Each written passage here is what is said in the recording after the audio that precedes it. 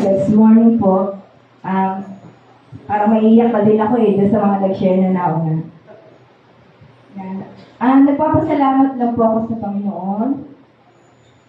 Sa kabila ng maraming pagsubok, andito pa rin po kami mag-anak.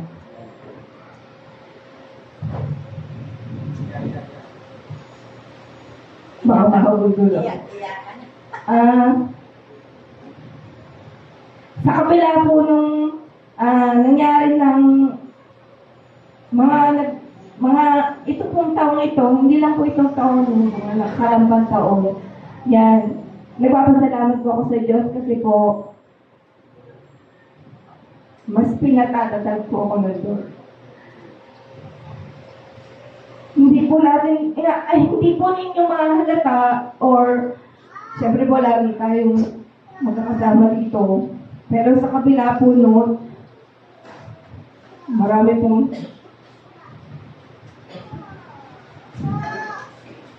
mga pagsubok na dumadaan. Pero nagpapasalamat po ako sa Diyos kasi hindi po ako o kami sumusuko. Yung patuloy pa rin po, kapag tayo may problema, nanghihina po yung loob natin. Tapos, kapag hindi po natin nakaya, marami po tayong iniisip o gumugulo sa ating isipan na pwede natin ikapanghina. Yan nga po yung sinasabi na inilalay ng kalaban na pwede tayong matalo or hindi. Pero sa pamamagitan po ng pagmamahal ng Lord sa atin, yung kanya pong mga, di ba pag nag-worship tayo, yung mga kanta natin, prayer po yung para kay Lord, para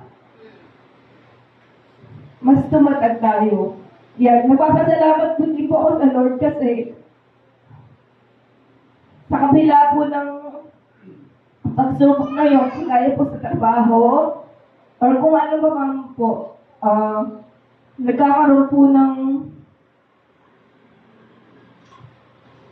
hadlang upang yung gawain ng Lord ay hindi natin magawa. Pero nagpapasalamat po ako sa Lord sa kabila nun, pinapalakas pa rin po tayo, nagagawa pa rin nating mag-share sa mga kapatiran, doon sa mga cell group na dati po talaga ginagawa namin every week. Sa isang linggo po, nakakapag-share po kami sa bahay-bahay, sa lahat po yan. Pero sabi nga po, kapag may tiyaga tayo, nagkakaroon po tayo ng kapag may tiyaga, may nilaga.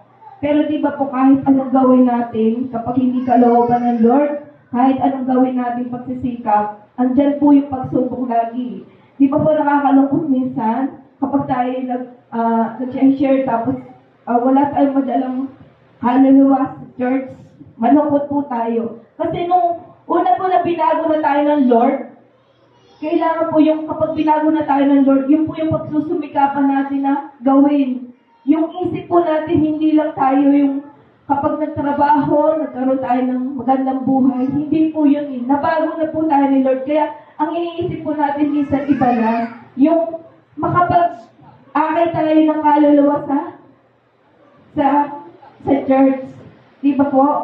Yun po yung parang iniisip na lang natin yung ganong sitwasyon, yung ganon na lagi tayong masaya. Yun po yung tunay na kaligayahan nyo, yung kapag tayo nakapagdala ng kaluluwa sa church, ang saya na po natin. Iba po yung saya na para kay Lord, at iba po yung saya na para lang sa pansarili natin. Yan. Yung nangyayari po ngayon sa trabaho namin, nagkaroon po ng pagsubok na wala kang trabaho sa isang linggo. Halimbawa, sa isang linggo po minsan 3 days, 2 days, minsan walang trabaho ng 6 days. O yan.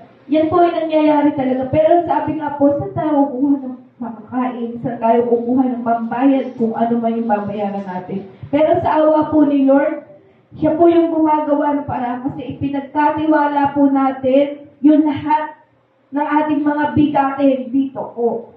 Sa loob natin, iyak po natin sa Lord. Yung sabi nga po dito ni Ate financial, talaga po naman number one na problema natin ang financial. Pero kahit na po anong mangyari, kailangan po natin ipaglaban yung ating pananampalataya sa Lord. Yan, ngayon po, medyo malungkot din po kami kasi yung pong may-ari ng aming pag-awaan sa Pulburon, pumanaw na po yung parang ama na namin doon sa Pulburon. Kaya medyo para po minsan nakakalungkot din kasi po since nagtrabaho po ako doon na isang pamilya lang, kasama mo araw-araw hanggang ngayon, since 1990 to 2024, nakasama namin. Kaya medyo parang pamilya na po or magulang na po yung turing namin. Kaya since na nagkaroon po ng ganyan, marami pong pagbabago ang mangyayari. Kaya nagpapasalamat pa rin po ako sa Lord kasi po sa loob ng taon na to, binigyan pa rin po niya kami ng lakas sa pamilya namin. Kahit po nagkakaroon tayo ng problema sa family, dito po may mga magulang, may mga anak. Since nagkakaroon po tayo ng problema sa mga anak natin, na hindi tayo sanay na magkaroon ng problema sa anak natin, since nakakaya pa rin po kasi sa pamamagitan ng po ng pagmamahal natin sa Panginoon, yung pagtitiwala natin na, Lord, hindi mo kami pababayaan. Kasi po, mahirap po lagi tayo na, di ba po, minsan nakakahiyang humiling lagi sa Lord dahil sa problema lang. Kailangan po makahiling tayo sa Lord na lagi tayo magpasalamat. Sa kabila ng nagka-problema man tayo, magpasalamat po tayo sa Lord. Kasi sa problema po yun, mas tumatag tayo. Magpasalamat din po tayo dahil nagkaroon tayo ng blessing. Yan, hindi lang po sa problema or sa blessing dapat tayo magpasalamat. Dahil dapat po sa lahat ng bagay. Kaya nagpapasalamat po ako. Minsan po may mga tao na handang sirain ka, may mga tao na pagbibintangan ka sa mga kagaya po, halimbawa, nag-share tayo ng Word of God. Di ba po kapag tayo nag-share ng Word of God, hindi po ibig sabihin may tao kang pinatamaan.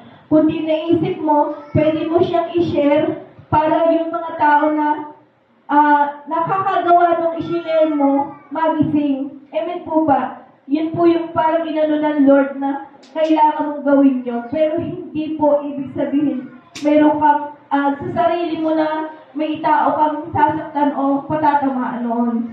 Kaya minsan po, hindi lang pala, halimbawa, nagkaroon ka ng ganun, ibig sabihin, hindi ka pababayaan ni Lord na sirain ka. O gawan ka ng masama na dahil lang sa pag-share mo ng word of God.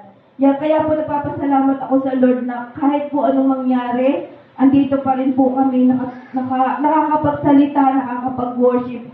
Kaya dinadalaan ko po sa Lord na kahit po yung mga tao na sabi nga po, kailangan po namin ng manggagawa dito sa church. Hindi lang po yung sa pansarili natin ang hilingin natin, kundi dito po, kagaya dito po sa church.